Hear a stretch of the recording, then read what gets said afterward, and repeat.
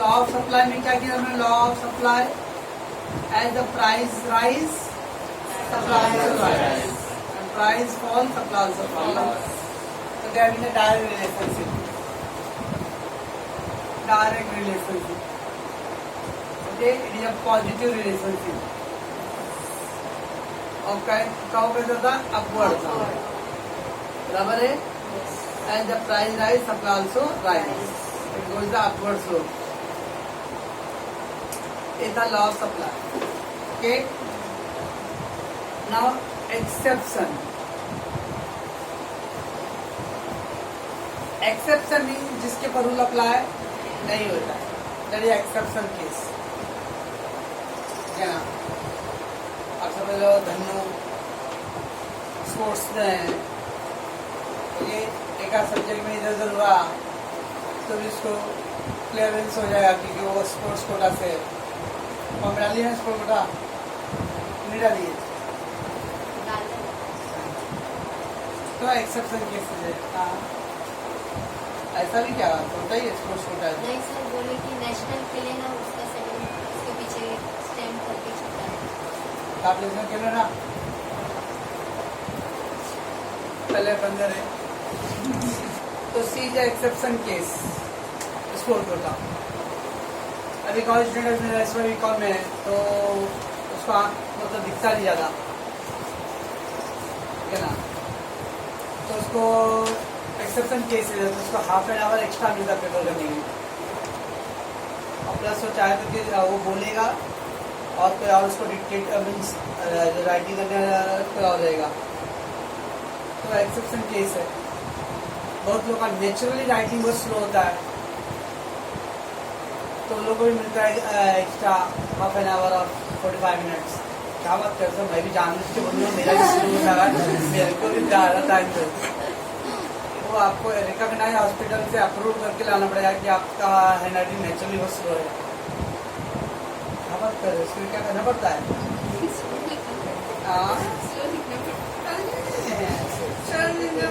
वो टेस्ट होता है उसका, है ना?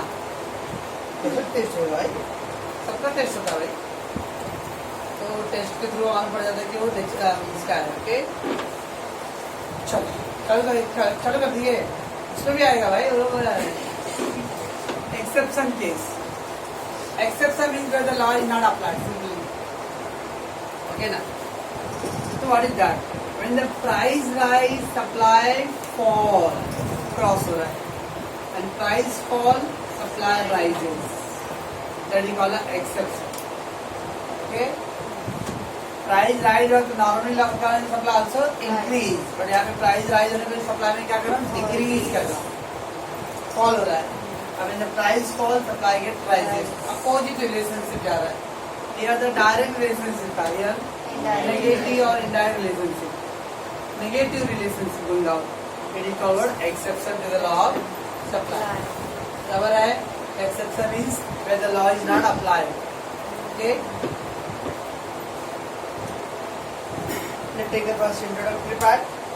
अब introduction दिया ही नहीं, डायरेक्टली उसने exception to the law बोला है. पहला वर्ड है law of supply of labor.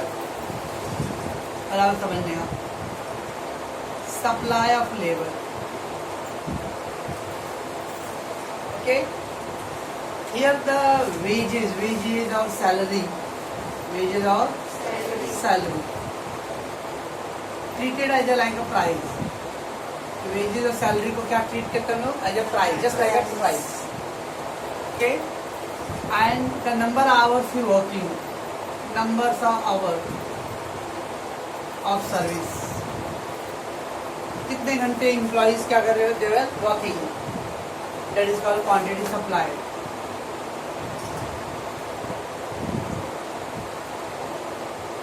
Okay, listen.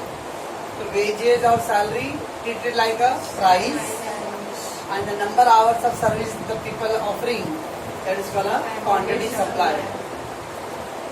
अब मेरे को सैलरी ज्यादा मिल रहा है, 100 रुपए का अभी 500 रुपए मिल रहा है.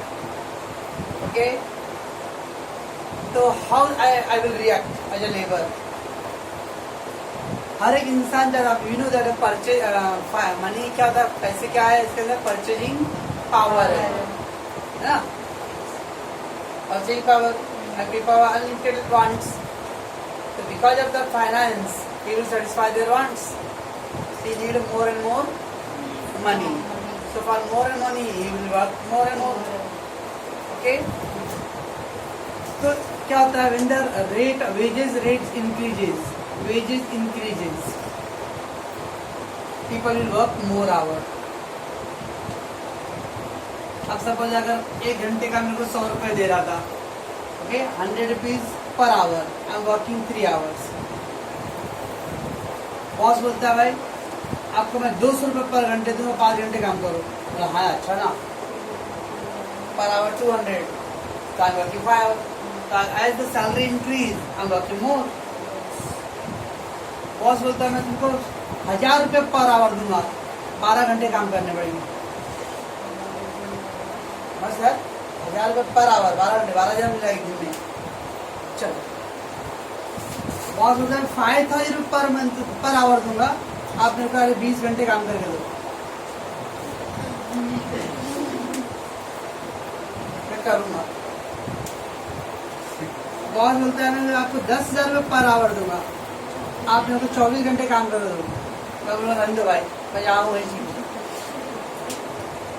मैं यहाँ से स्टार्टिंग से इंक्रीज किया क्योंकि उस समय मुझे पैसे का रिक्वायरमेंट था. लेकिन जैसे जैसे मेरे जो बेसिक नीड्स थे, रोटी कपड़ा और मकान, वो फुलफिल हो गए. कमा रहा हूँ किसके लिए? अपने जीने के लिए. जो काम करते करते मर जाओ तो पैसे रख के मतलब क्या आएगा? So I wanted to take some rest now. Okay ना, I wanted to spend the time with the family.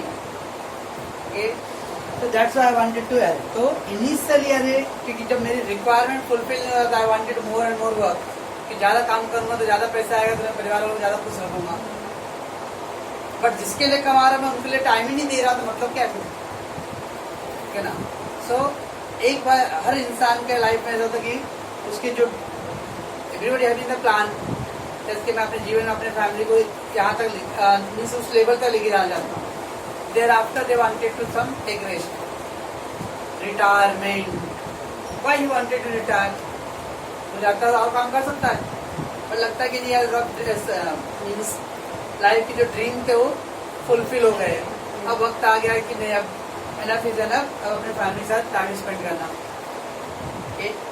That is a labour सप्ताह. तो देखो अब मैं 10,000 to 24 आवर नहीं करूंगा, मैं 15 आवर ही कर रहा हूँ. मैं पहले 5,000 पर आवर 20 आवर, तो कितना मिल रहा था मेरे को? मल्टीप्लाई करो तो 1 लाख रुपीज रहेगा. अभी 10,000 into 50 करो तो 1,50,000. पहले से कम काम करके ज्यादा सैलरी मिल रहा है. ओके, तो 5 आवर मैंने रेस्टलेस कर दिया. वो 5 आवर में क्या करूँगा? तो I will take some rest, I will spend with the family time. Okay, so that is all the labor mentality. When the salary increase initially, he will work more and more because he wanted more money in the early phase. Okay, because he wanted to satisfy their wants and their family needs. Once he fulfill the family needs, एक बार अपने परिवार की पूरी जरूरतें पूरा कर लिया, thereafter he wanted to take some rest. Okay, फिर अभी अगर आपको सैलरी ज्यादा भी मिल रहा है तो आप क्या करने वाले हो? You will work less hours. तो क्या हुआ? As the wages मतलब price and hours मतलब quantity supply. As the price increase, supply hours increase है ना, starting increase, but बाद में क्या हो रहा है? Decrease. तो इसका कर्व जो ड्रॉ करते ना, इसको वर्ड बोलते हैं backward bending curve. Backward bending curve. What do you mean that? सुनो, ये देखो wages मतलब price and the hour supply ना. तो स्टार्टिंग में 100 रुपीज था, I am working for 3 hours, right? 3 hours. Then 200 rupees हो गया, I am working for 5 hours. Then 1,000 rupees हो गया, 1,000 rupees I am working for 12 hours. And then 5,000 I am working for 20 hours. बराबर. इसका कव देखो कैसे जा रहा है, एक कव जाएगा ऐसा, मतलब इधर कव जाने वाला है, राइट? मैं वो स्केल लेके नहीं माप रहा हूँ, I am just doing the work. And thereafter what 10,000 हो रहा है, और मेरा आवर्स क्या हो गया?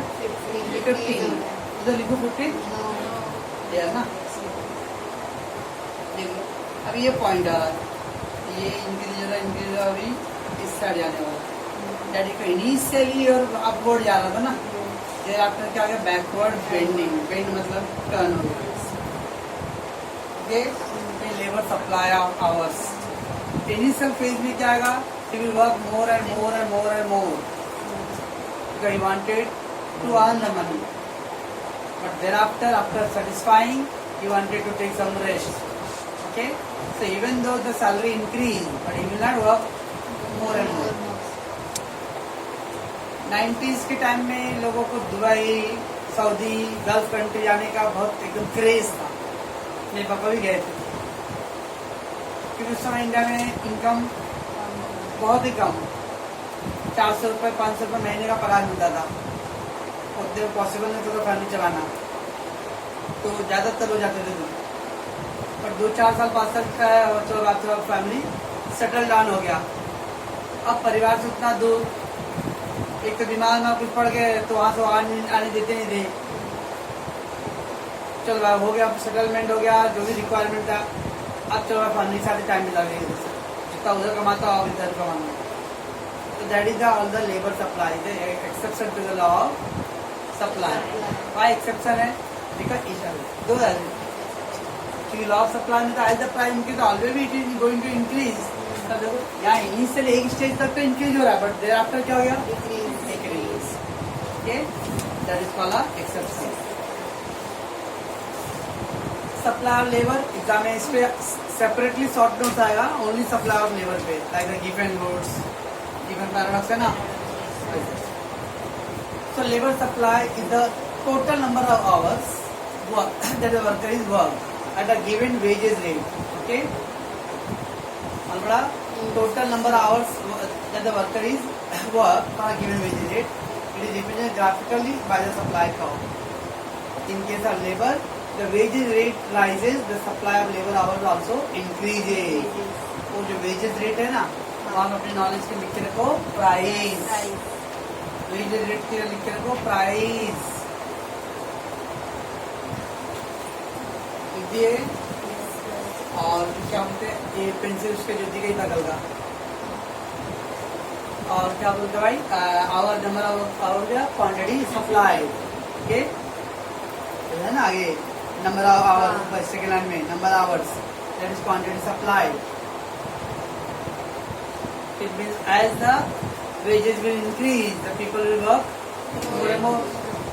अभी क्लास में 3-4 बच्चे ऐसे हैं जिसके पेरेंट्स 2-3 शिफ्ट में काम करते हैं, मॉर्निंग में भी काम करते हैं, फिर शाम को आके फिर जाते नाइट जॉब करने के लिए, क्योंकि जलते भाड़े करूँ मैं तो भाड़ा देना पड़ेगा।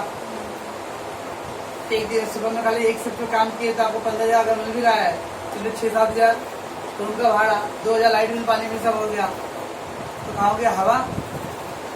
डूइंग इनिशियली, तो that means as the starting में इनिशियल फेज में ऐसे रहेगा। So supply curve slope upward. The supply of labor falls with a further rise in wages rate. Yes, further rise. Starting में increase होगा, but thereafter क्या आएगा, decrease होने वाला है। The supply curve of labor is a bend backward. मिला बे? The supply curve of labor bends backward. This is because the worker would prefer to work after the receiving higher. Leisure मतलब take the rest. Leisure means taking rest. लगे पे prefer the leisure to the work. काम से थोड़ा आराम चाहिए. Receiving higher amount of wages, thus after the certain point when the wage rate rises, labor of supply will be tend to fall. बस यहाँ तक टिका पूरा पूरा पूरा पूरा। अभी तो आगे पेज पे भी है, देखो ना। अब एग्जाम्पल भी देखना पड़ेगा ना, एग्जाम्पल अभी क्या होगा, आपको इस पे शॉर्ट नोट्स आएगा ना बैकवर्ड बेंडिंग का पे। चलो मैं आगे तो वेजेज टेबल में क्या दिया है, 100 रुपीज पर आवर वेजेज है 5 आवर्स। ओके, तो टोटल वेजेस 500 है, फिर 200 रुपीज हो गया तो 7 तो 1400 हो गया। बट बाद में 300 रुपये पर आवर है, तो 6 आवर का 7 to 6 कर दिया, नंबर आवर्स रिड्यूस किया, स्टिल इज वर्किंग, कम काम करके ज्यादा पगार मिल रहा ना। पहले 7 आवर्स का काम का 1400 मिल रहा था, अब 6 आवर करके 1800 अर्निंग करा ना। You want to take some rest, बराबर है। 2 मिनट के लिए, ओके। अब अपना ये S2A था, जैसे S2A और फिर यहाँ से S1, ताकि मेन सप्लाई का होता है SS1 होता है ना, SS, ओके। सासा सास ससुराल ढूंढो। चलो उधर को दिया है सास बैकवर्ड बेंडिंग, डायग्राम के ऊपर लिखा, टेबल के नीचे लिखा वर्डिंग मिला कहीं पे, बैकवर्ड बेंडिंग लेबर सप्लाई का हो। ऐसे क्या है, इंक्रीज लेबर, ऐसे ये जो था ऐसे एक इंक्रीजिंग है ना, इंक्रीज। तो मैं क्या बोला, इनिशियली हर एक इंसान अपने जीवन में चाहता है कि मैं ज्यादा ज्यादा वर्क करूँ, to get more and more. बहुत सारे बच्चे हैं पढ़ाई में इनिशियली बहुत एफर्ट डालेंगे।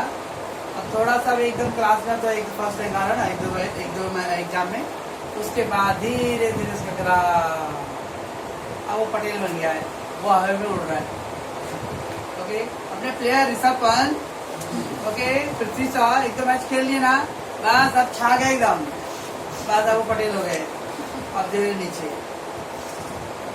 तो हमारे देश में मीन्स अगर सक्सेस जल्दी मिल गया ना, तो सक्सेस को मेंटेन करना that is more important, but ना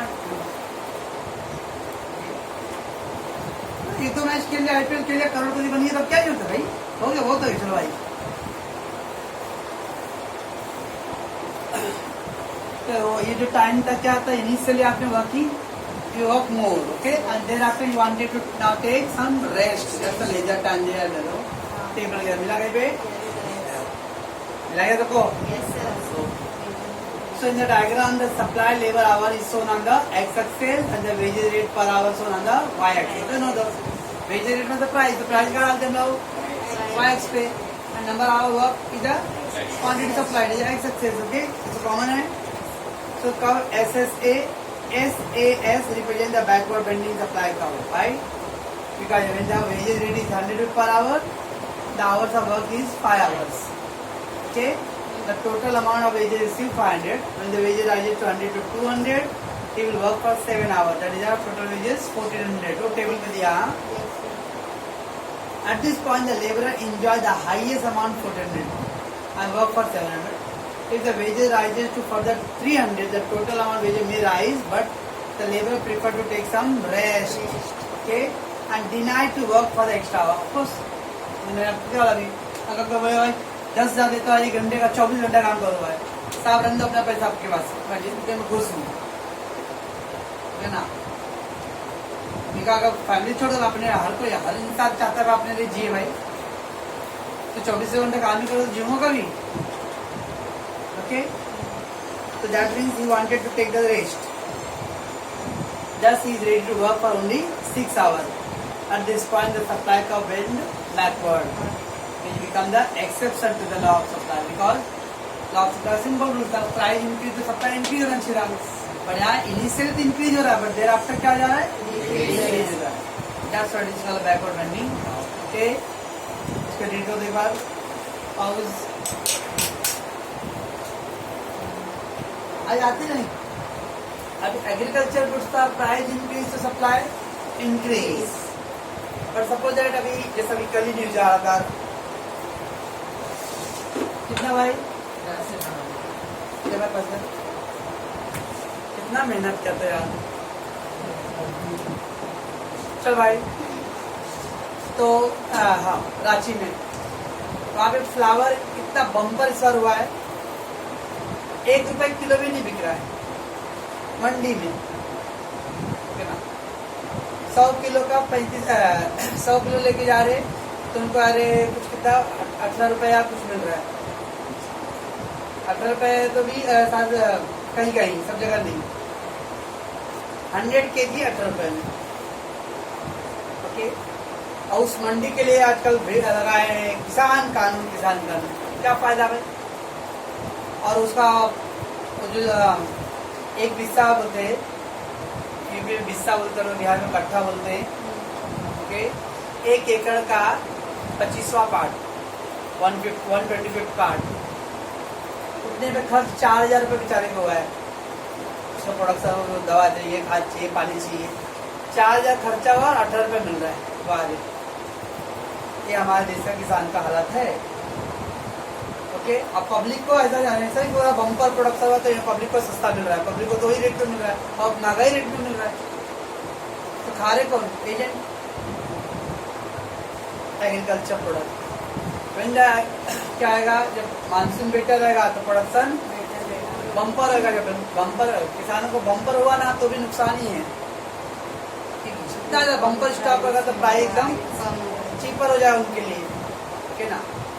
अब जो एजेंट लोग क्या करते हैं, लोग सस्ते में खरीद लेंगे। खरीद के क्या करते हैं वो लोग? होलसेल, मतलब अपने वेयर हाउस, गोदाम में, कोल्ड स्टोरेज में ब्लॉक करके रखेंगे। जब प्राइस, जब देखिए सप्लाई मार्केट में, डिमांड में अच्छा प्राइस है तो फिर वो क्या करेंगे? सप्लाई करने वाले हैं। That is exception. The law of supply does not apply to agricultural goods as they are produced in a specific season and their production depend on the weather condition. Okay, and due to the unfavorable change in the weather condition, the agricultural production is low.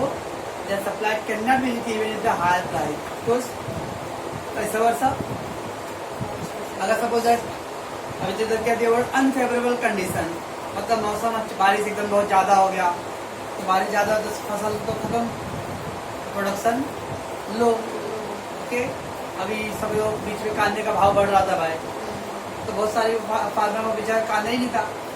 वो भी सोच रहे थे कहा अभी कांदा होता अपने तो अपन और सप्लाई करते थे, लेकिन अपने पास स्टॉक ही नहीं।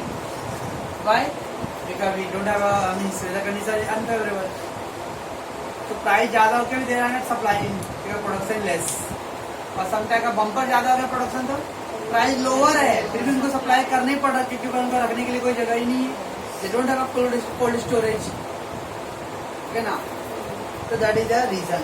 तो agriculture product always be is exception to the law of supply. Okay, next है urgent need for the cash. Yes,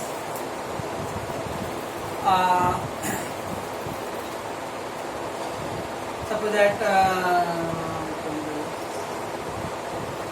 अभी शिवम सनी है, ठीक है ना, सनी अब तो 2-3 महीने से हम लोग ऑनलाइन में है तो एक दूसरे फैमिलियर हैं। फिर मान लो अंकित या मोनू है, और मोनू ने नया नया ब्रांडेड एकदम आईफोन फोन लिया, मोबाइल फोन, लाख के रोड पे दिखाई रहा था, जल्दी 28,000 का लिया हूँ। ओके ना, अब अनफॉर्चुनेट जिस दिन दुकान पे शोरूम में गया तो ये भी था उधर ही, और देखा कि मोनू लिया। अरे मोनू तो यार आया मोबाइल ले रहा हूँ, सर बताना। अब सडनली मान लो बाई चांस अरे उसको गांव जाना पड़ रहा है, बहुत अर्जेंटली गांव जाना है, और अर्जेंटली गांव जाना, पैसे चाहिए। इसको बोला तो एक खाना कल लिया था, मैंने डब्बा भी नहीं खोला हूँ, मेरा कोई रहेगा बेचने के लिए। ये बोल रहा है एक है लेकिन 15,000 दे रहा है, तो मुझे तो बोल कि नो दैट को 28,000 का लिया है। ओके, और वो फोर्सफुली बोले 15,000 तेरे को दे रहे हैं, अभी दिलवा देता मुझे, बोल। उसके बाद अल्टरनेटिव ऑप्शन नहीं है, यू वांटेड अर्जेंट कैश, तो क्या करूँगा मैं? वो 28 का भी चीज़ 15 दे के निकलूंगा मैं। कल वो देखते कल बहुत सारे लोग आ रहे अच्छा प्रॉपर्टी क्या करते हैं, पैसे की जरूरत के चक्कर में सस्ते में ही बेच के चले जाते मतलब। ठीक है ना, because you need urgent cash. उस समय सिचुएशन आपके अल्टरनेटिव कोई ऑप्शन नहीं है, तो आपको जो मिल रहा है चल रहा आने दे, चलते हैं। तो क्या हो गया? अब तो रूल था क्या, प्राइस इंक्रीज तो सप्लाई ज्यादा करूंगा, पर आप प्राइस डिक्रीज हो तो भी अपनी सप्लाई ज्यादा कर दिया। वाई?